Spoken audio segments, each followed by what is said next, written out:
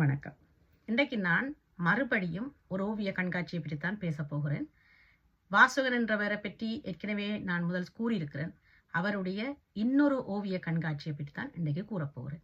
இந்த கண்காட்சி 94 டிபார்ட்மெண்ட்ல அல்ஃபாவில் என்ற இடத்துல நடக்குது.